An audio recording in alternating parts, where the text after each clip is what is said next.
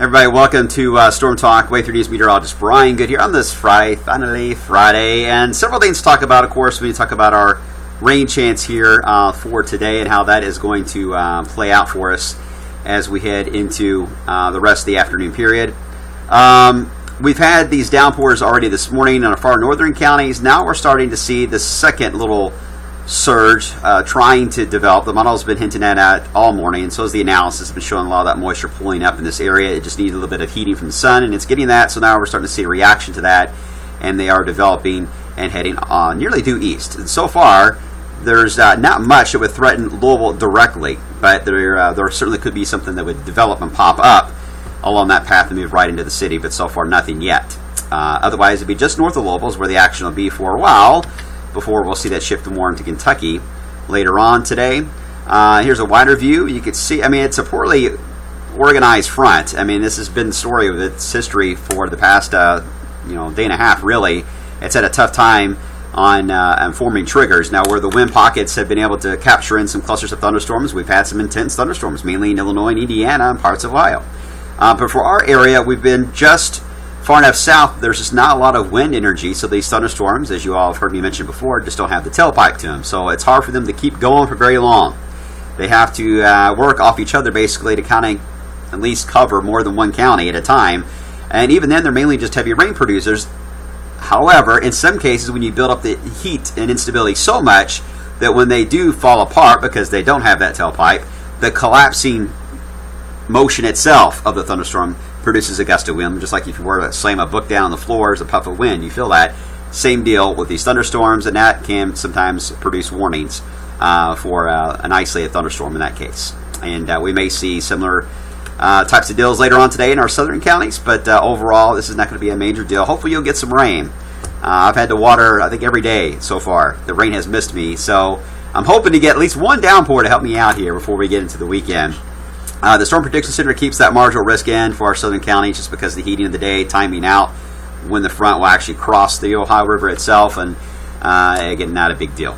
Okay, now let's show you some of the high-res models. Here's the HERM model. It's showing how that stuff's going to continue to blossom through the morning period and midday. I think it's a little overdone by the looks of the radar trends there, and then you see the overall trend here is more placement is what I want you to see, how everything kind of shifts more and more over into southern Kentucky and then fades out as we head into the nighttime period. Now, the RPM model, very similar. It picks up on some activity, moving in, still looks a bit overdone. And then as we into the afternoon, another little burst with the actual front around 5:30 passing through the city. And then that too, again, mainly to the south. But notice there's no image showing up here where everybody gets hit with rain. That's why the rain chance is roughly 30-40%. And just keep the Way Through News weather app handy. And if you hear thunder especially, just check and see what's going on. Just keep in mind most of the motion today is nearly west to east. All right, now tomorrow, the one issue tomorrow is whether or not we could see something develop in our southern counties. I debated on this and that 10% chance for tomorrow because I didn't want it to scare anybody thinking, oh, it's going to rain.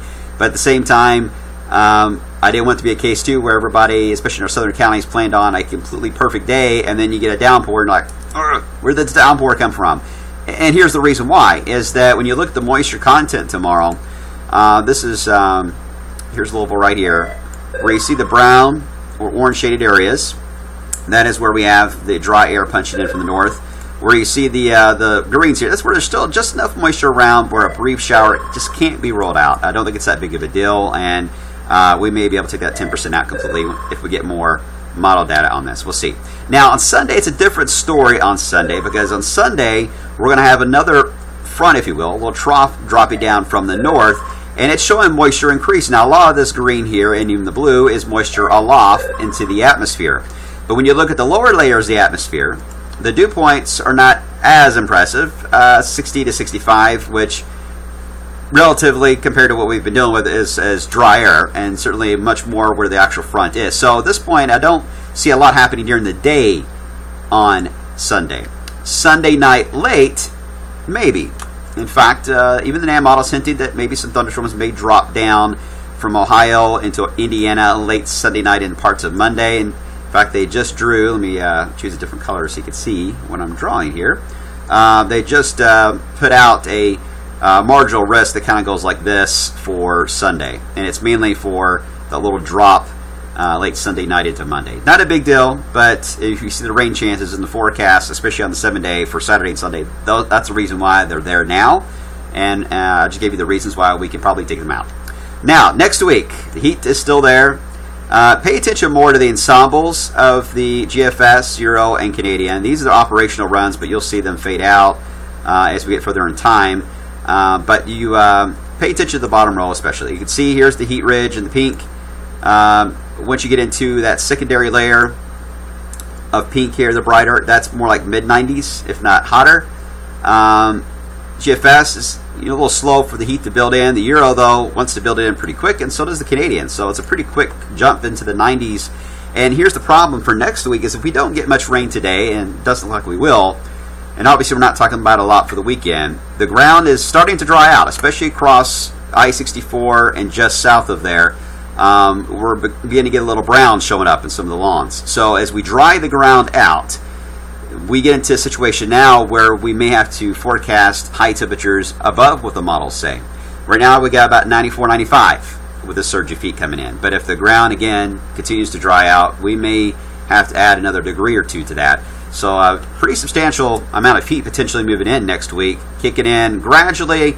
I would say Tuesday, but Wednesday I think you'll see a noticeable spike there with those 90s. The problem then becomes toward the end of the week and that following weekend is whether or not we can break down that heat ridge. GFS does to an extent, Euro tries to, and so does the Canadian, because where it breaks down, right on the edge of it, right on the edge, that is your thunderstorm zone. You have complexes of thunderstorms rolling in from the northwest. Some of those could be rather strong, some powerful winds. If the heat ridge can hold on, we will continue the streak of 90s. May not be mid-upper 90s, may drop back down to like 90 to 93, but the heat would continue. And mainly dry with Indiana, Illinois, and Ohio picking up on all the crazy storm action. So there's still some debate on how the battle zone for thunderstorms, if you will, is going to enter the picture toward the end of our outlook here. We'll see how that plays out later next week, but just something to keep an eye on. Between now and then, though, really it's a decent weekend, so get out there and enjoy it. See you Monday.